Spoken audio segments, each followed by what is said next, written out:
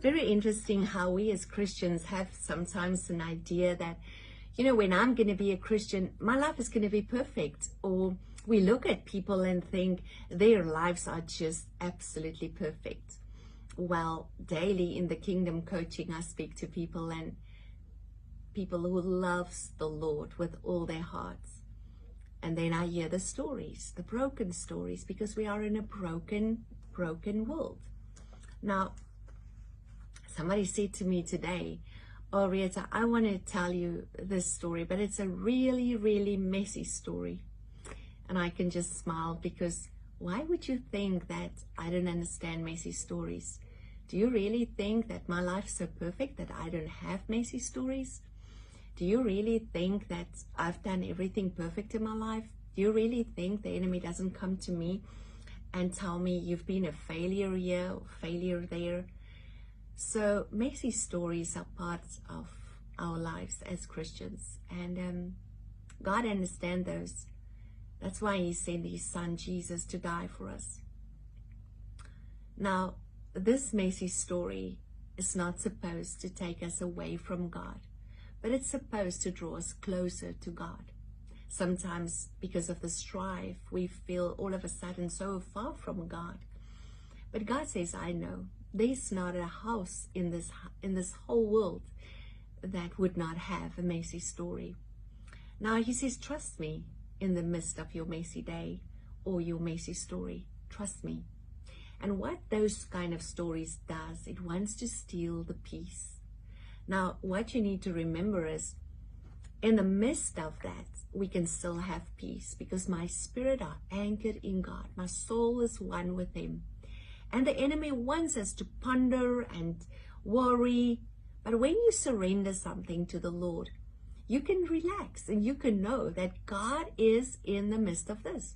But you have a choice. Do I focus on this messy story, or do I focus on God?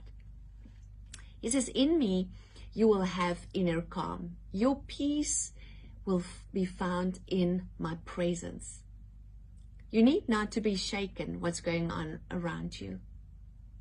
Though you live in a temporary world, and I would just want to call it a broken world, your innermost being is rooted and grounded in eternity in Christ. So when you start feeling stressed, depressed, or disturbed with everything that's going on around you, I want you to turn your eyes back to me. Sometimes you desperately strive to maintain order and control in this little world, in this broken world. Relax and remember that the circumstances, your messy story, cannot touch my peace. I just love that. I just love that. He says, in the midst of what we go through, there's a hiding place that we can go in, and we can be safe, and we can still have the same peace. And this is something that we need to exercise. It's like exercising your faith. Exercise that place. It's like when God said to them, I want you to walk through the Red Sea. They had to exercise their faith and walk and put their feet in so it can open up. It's the same. God says you don't need to go through that anxiety. You don't need to go through that guilt and things that the enemy put on you. No, stay safe in my presence. Because I don't want your heart to be troubled, and I don't want you to be disturbed. The peace that I give is sufficient for you. Now, Psalm 105 verse 4 says, look to the Lord and look to his strength. Seek his face always. Now, we have choices. Are we going to seek the messy story, hold on to that, or am I going to seek God? He says, peace I give to you, my peace I give.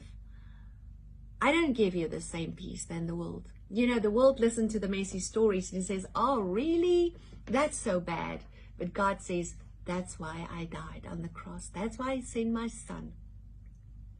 Do not let your hearts be troubled.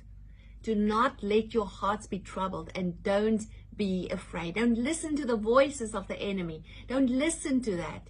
Keep that peace. Keep that calm. Sometimes it's difficult. Sometimes it's children. Sometimes it's those very close to us. And you know, every one of us needs to go on this path, the journey of, that I call the journey of growing up, taking responsibility for your life. Moses was one of them. He always stood in the gap. He always stood in the gap for the Israelites. And then the day came where God said to him, they need to stand, they need to take responsibilities for their lives. And then sometimes it's a messy story. But God, at the end of the day, he did deliver them all.